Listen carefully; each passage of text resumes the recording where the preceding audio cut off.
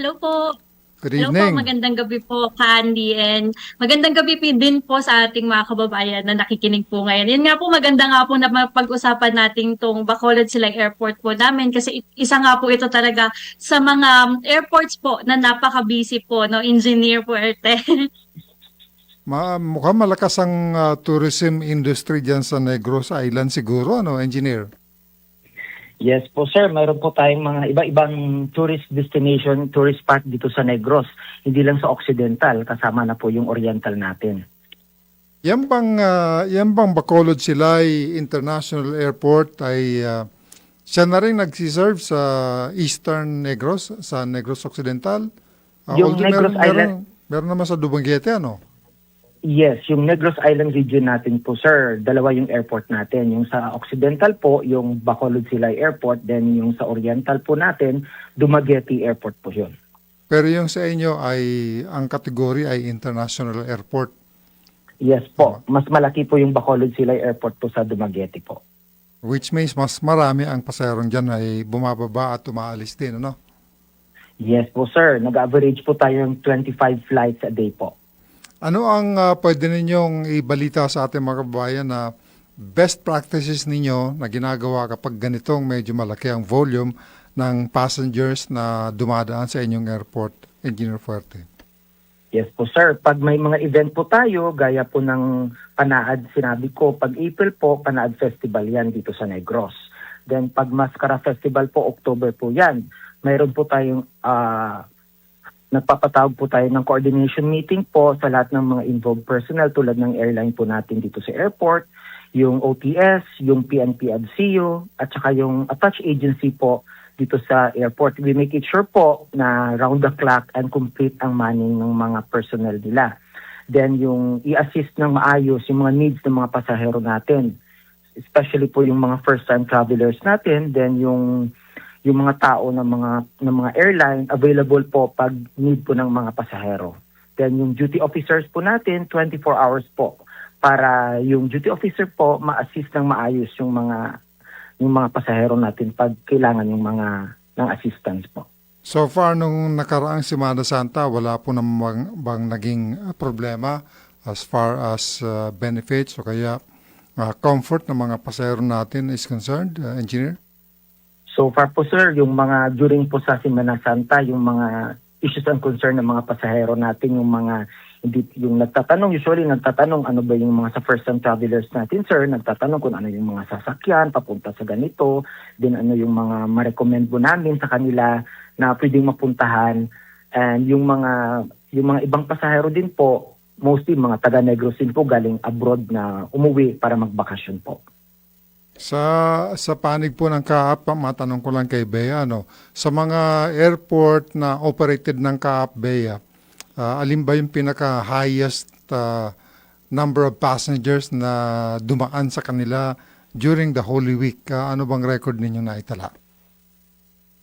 Actually, maganda yung naging record natin ng passenger nitong Holy Week, no? Ang expected lang kasi natin talaga is 550,000 yung mga passengers na pupunta sa mga airport at gamit ng mga ka-up operated airports. Pero yung natanggap naming report, umabot po tayo sa 564,000 passengers. So medyo nag-increase pa yung number dun sa, or nag-exceed pa yung number dun sa expected natin ng mga passengers. So aside nga dun sa Bacolod Silay, isa sa pinakamadami is yung Davao International Airport po natin at Iloilo International Airport. Sa Davao po, ang gumamit dyan is halos 112,000 passengers. Samantalang yung Iloilo International Airport naman po natin, nasa 70,000. So nakita po talaga natin na kahit meron tayong kinakaharap na problema doon sa mga oil or sa langis po, ay itinuloy po ng ating mga kababayan yun talagang travel nila, your expected travel nitong nagdaang Semana Santa po.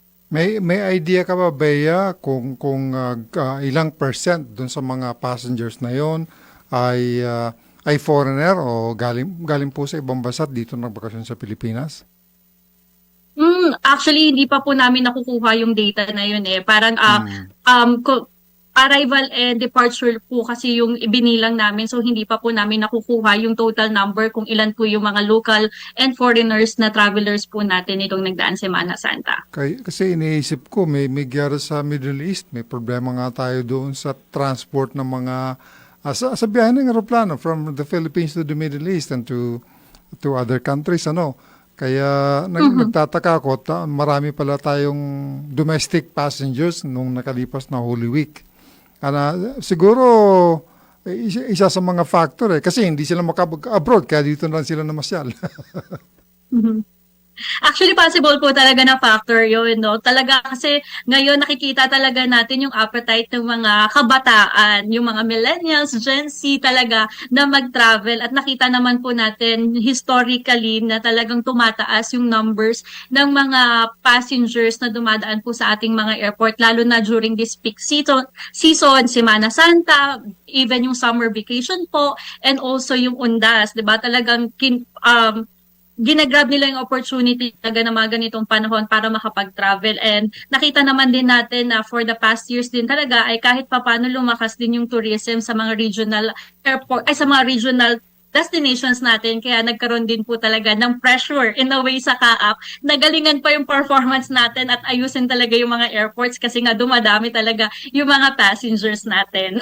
Balikan ko lang kay Engineer Forte. Engineer, dahil dyan Yes, sa sir. klase ng mga kuminsan seasonal nating masasabi na pagtaas ng number ng mga passengers, ano bang improvements ang ginagawa po ninyo dyan sa Bacolod Silay International Airport? May expansion bang ginagawa dyan?